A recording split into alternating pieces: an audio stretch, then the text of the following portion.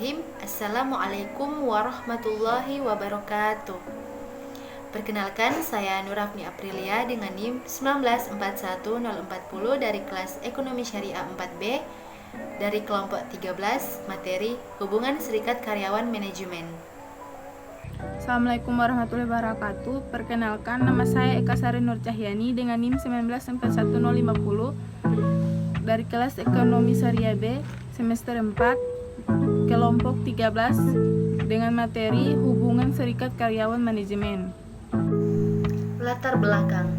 Permasalahan tenaga kerja dari tahun ke tahun menarik perhatian banyak pihak. Permasalahan tenaga kerja yang menimbulkan konflik-konflik pada buruh, seperti kasus konflik perburuhan, kekerasan, penipuan, pemecatan yang semena-mena, upah yang tidak sesuai standar, semakin hari semakin kompleks.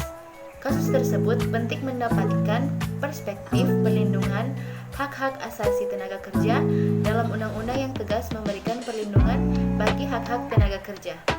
Kita masuk pada pembahasan yang pertama, pengertian serikat karyawan.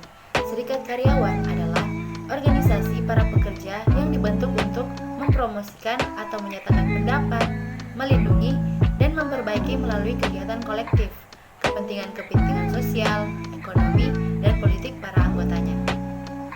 Berdasarkan ketentuan umum pasal 1 Undang-Undang Tenaga Kerja tahun 2003 nomor 17, serikat buruh atau serikat kerja merupakan organisasi yang dibentuk oleh, dari, dan untuk pekerja, baik di perusahaan maupun di luar perusahaan, yang bersifat bebas, terbuka, mandiri, demokratis, dan bertanggung jawab guna memperjuangkan, membela, serta melindungi hak dan kepentingan pekerja, serta meningkatkan kesejahteraan pekerja dan keluarganya.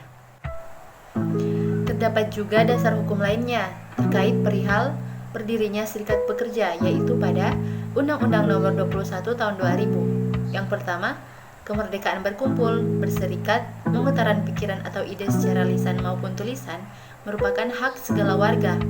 Maka, setiap pekerja berhak akan mendapatkan kehidupan yang layak dan punya kedudukan yang sama di mata hukum. Yang kedua, untuk memenuhi kemerdekaan berserikat, buruh memiliki hak untuk membentuk, mendirikan, mengembangkan serikat kerja yang demokratis, terbuka, dan bertanggung jawab.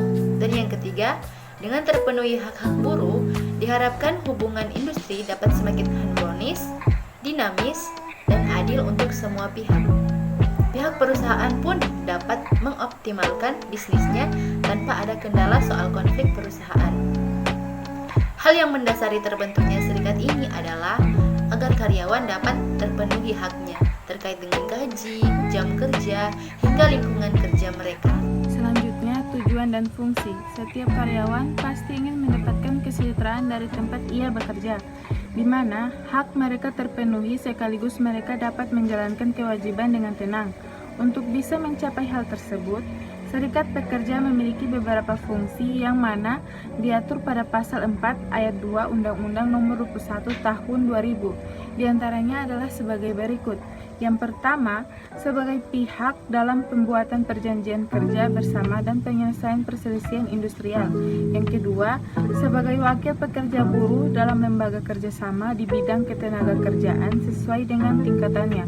Dan yang ketiga, sebagai sarana menciptakan hubungan industrial yang harmonis, dinamis, dan berkeadilan sesuai dengan peraturan perundang-undangan yang berlaku.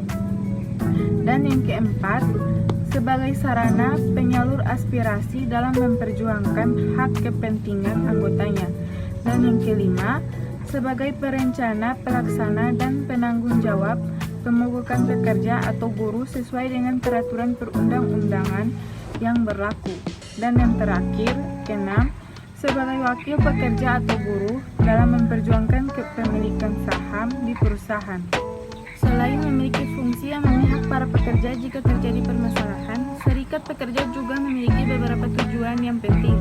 Berikut beberapa di antaranya. Yang pertama, membela hak para pekerja. Salah satu fungsi dan manfaat serikat pekerja adalah untuk mendukung karyawan yang memiliki masalah terkait hak dan kewajiban mereka ketika bekerja, sehingga mereka mendapat kesempatan untuk hidup sejahtera.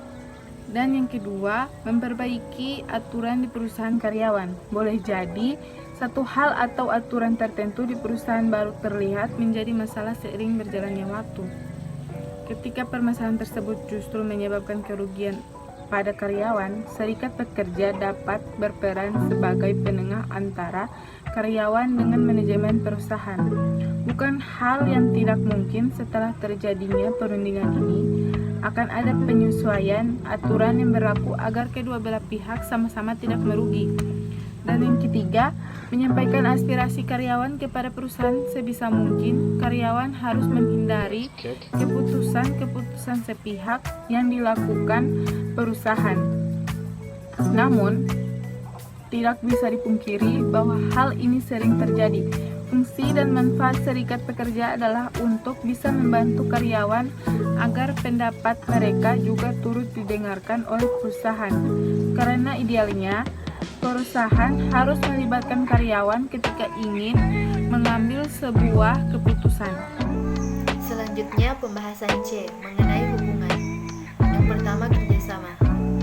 Yang pertama, antar semua pihak yang terlibat di dalam proses produksi. Yang kedua, menyangkut 3 dimensi, yaitu serikat pekerja, karyawan, dan perusahaan. Yang ketiga yaitu penerapan hubungan kerjasama merupakan perwujudan dan pengakuan atas hak dan kewajiban sebagai partner pengusaha yang menjamin kelangsungan dan keberhasilan perusahaan.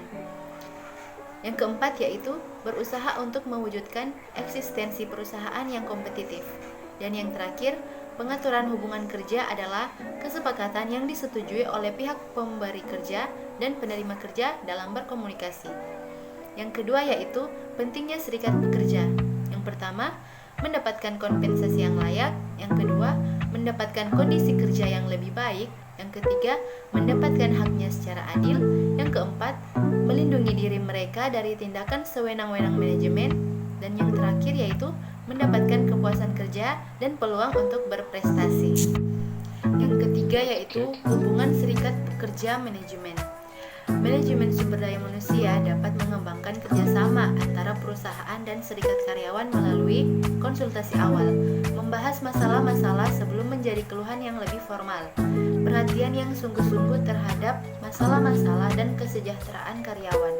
Panitia-panitia kerja bersama memungkinkan kedua belah pihak untuk mencari penyelesaian berbagai masalah yang sering timbul, program-program latihan pihak ketiga.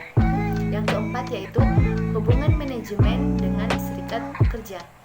Kehadiran serikat pekerja memformalkan hubungan antara karyawan, bahkan mengarahkan pada sentralisasi yang lebih besar berkaitan dengan keputusan karyawan oleh Departemen Sumber Daya Manusia untuk memastikan terjadinya perlakuan yang seragam di antara karyawan yang tergabung dalam serikat pekerja.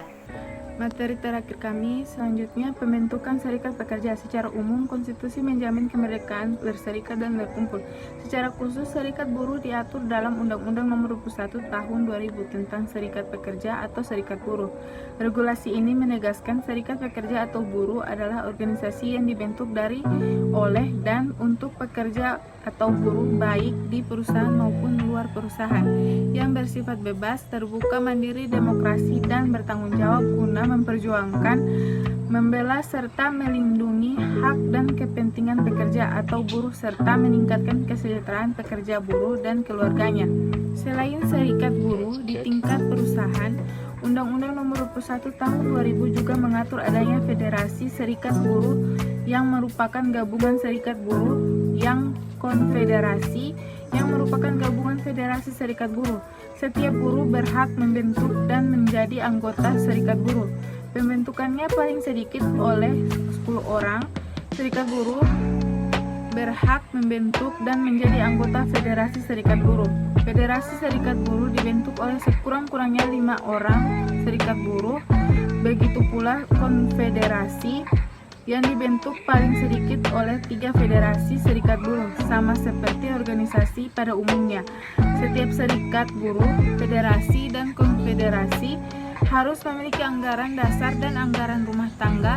Pasal 11 ayat 2 Undang-Undang Nomor 21 Tahun 2000 mengatur anggaran dasar sekurang-kurangnya memuat nama dan lambang dasar negara asas dan tujuan, tanggal pendirian, tempat kependudukan, keanggotaan dan kepengurusan, sumber dan pertanggungjawaban keuangan dan ketentuan perubahan AD atau ART. Yang terakhir yaitu kesimpulan. Serikat Karyawan adalah organisasi para karyawan yang dibentuk untuk mempromosikan atau menyatakan pendapat, melindungi, dan memperbaiki melalui kegiatan-kegiatan kolektif, kepentingan-kepentingan sosial, ekonomi, dan politik para anggotanya. Dan juga merupakan wadah bagi karyawan sebagai wahana untuk berpartisipasi dalam perusahaan. Hubungan kerjasama antara semua pihak yang berada dalam proses produksi di suatu perusahaan yaitu menyangkut 3 dimensi: serikat pekerja, karyawan, dan perusahaan. Sekian, itulah hasil pemaparan materi kami. Kurang lebihnya kami mohon maaf. Wabillahi taufiq wal hidayah. Wassalamualaikum warahmatullahi wabarakatuh.